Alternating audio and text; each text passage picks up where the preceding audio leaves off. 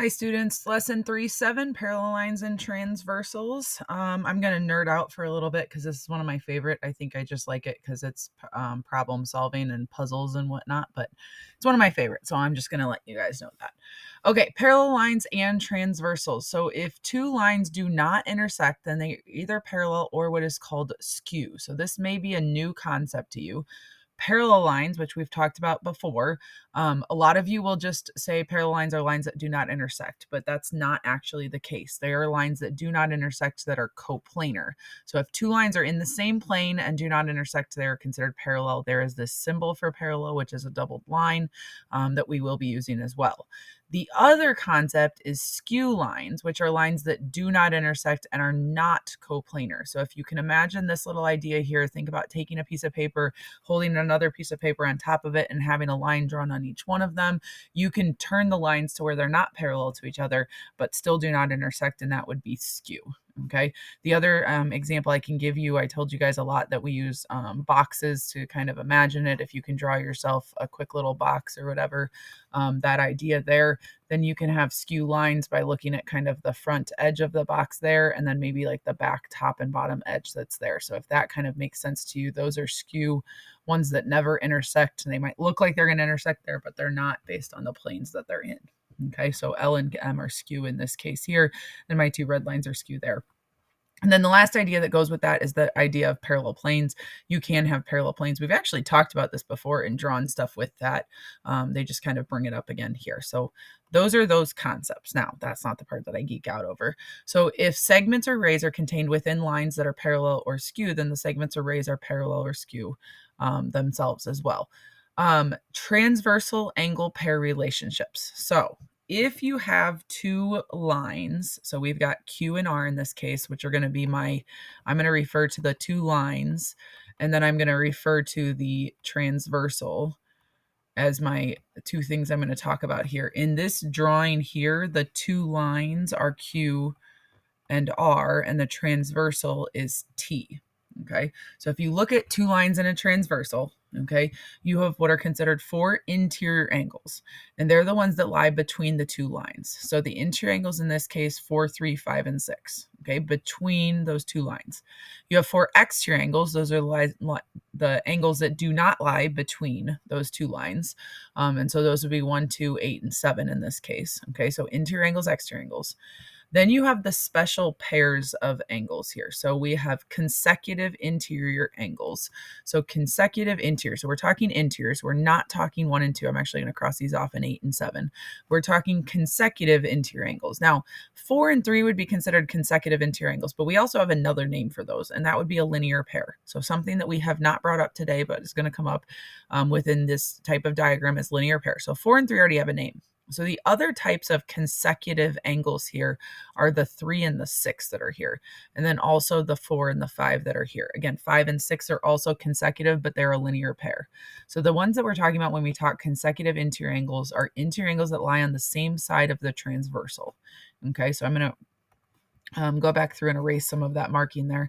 But if we see that our consecutive interior angles, these are also called sometimes same side interior angles. So I just share that just so if you see that, they're the same side of the transversal and they're interior angles, okay? Alternate interior angles would be if we go on interior angles, but the ones that are on alternate sides of the transversal. So the reason I like these names is because alternate says, what does it do to the transversal? And interior says, what does it do to the two lines? So alternate interior would be the 3 and the 5 and the 4 and the 6 put together. Alternate exterior, very similar, alternate sides of transversal outside of the two lines. So for instance, 2 here would be an alternate exterior with 8. Okay, 7 and 1 would also be alternate exterior angles. And then your corresponding angles, this is probably the set that people have the hardest time with, but they lie on the same side of the transversal T and on the same side of lines Q and R. So I always say these are the ones that are in the same spot. I'm even going to write that here. but we're going to talk about angles that are in the same spot. So if I look at 1, 2, 3, and 4 up here, I have an upper left angle, I have an upper right, I have a lower left and a lower right. Okay. If I come down to this set of 4, I also have an upper left, an upper right, a lower left, and a lower right. So corresponding angles would be 1 and 5. So the 1 that's here and the 5 that's here are both upper left. Okay. 2 and 6, upper right, and so on and so forth from there. Now, you might be like, why are we talking about all these relationships? And at this point, they don't really have anything good to talk about. So all of these relationships exist even if we don't have parallel lines. Now, I'm saying that right now because in just a second, I'm going to turn Q and R to where they're parallel, and there will be some special relationships within these different types of angles. But these types of angles still exist if there are not parallel lines. Okay, so we will do two things with this. We'll classify angles based on their type, but then we'll also say the special relationships they have if the lines are parallel. Okay, so this is just classifying them and talking through them. So examples here. So 4 and 5.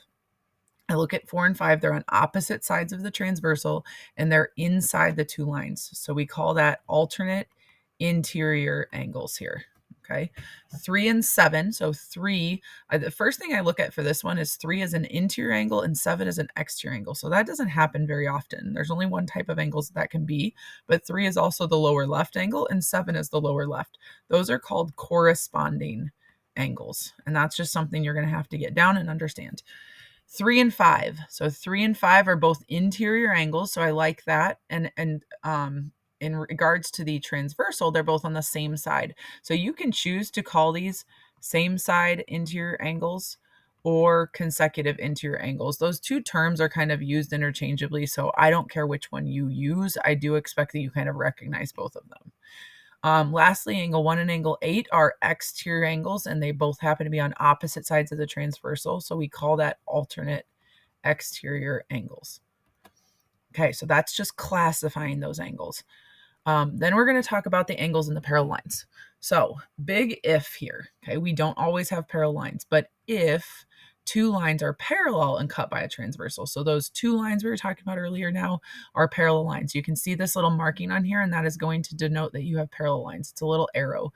Once in a while, if I had my parallel lines, it might just be an arrow and not actually be filled in there. But there are some special relationships then. So we're going to use these theorems to prove some stuff, and you'll kind of see me using it. We are not going to use the names of these theorems because in a little bit, we're going to use what are considered their converses, which flip the if and the then around. So I very much expect you to write an if-then statement to say, what do I know and what am I saying right now? And how do I know I'm able to do that? Okay, so the if-then statements that we're going to have here, this says that if two parallel lines are cut by a transversal. So what we're going to do is we're going to simplify that to if parallel, then, and we're going to talk about what we know about each of them. Okay, and I know that's a big simplification, but we're going to do this enough. I do let you guys do that. So if parallel, then, and in this case, we know that corresponding angles are congruent. Okay, that's our if then. I have a few students that prefer to write this if parallel and corresponding angles, then congruent, because really the if does include kind of both of those things. So within your proof, you would need to have these two lines stated as parallel, and then you would state that your certain set of angles are congruent. So I don't think there's a right or wrong to either one of these. So if one makes more sense to you, I don't care.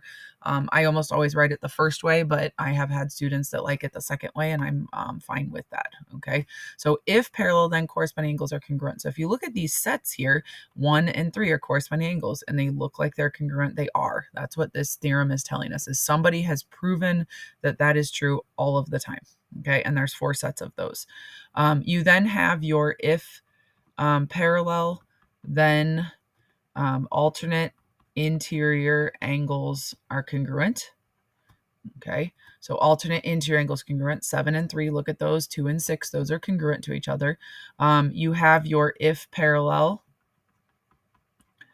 then consecutive interior, which again is same side interior. Notice my abbreviation there. You can use it. Same side interior angles are supplementary. This is the one that gets people. Okay, those consecutive interior angles, 7 and 6, are not congruent to each other. Look at that. That's an obtuse and acute angle, not congruent.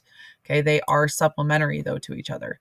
And then lastly, we have that if we have parallel lines, then our alternate exterior angles are congruent. So we have that to use as well. The last one I'm going to throw in here, you'll see it used once in a while. I'm not sure that we'll see it this year, but you guys can use it if you want to, is that if parallel lines, then same side exterior angles. Let's talk about these really quick. So same side exterior angles. So exterior angles would take away 2 and 7, 3 and 6. Same side would be 1 and 4. Hopefully we can look at those and know what it is, but same side exterior angles are then same side exterior angles, I don't know why there's that, are supplementary is what we would know with those. So some people will talk about same side exterior angles, don't always use it, but there it is if you would like to use it.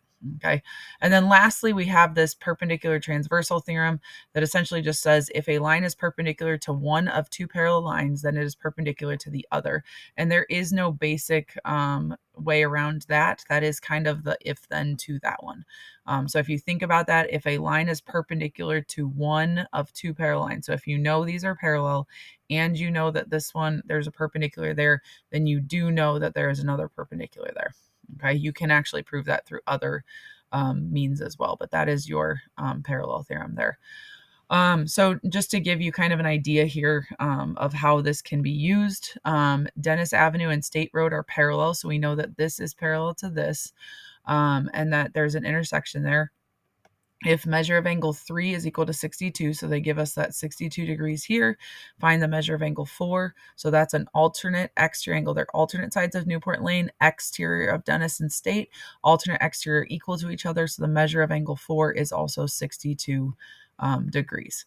Now we're going to do proofs with that, but for right now, that's where we are going to stop with that concept.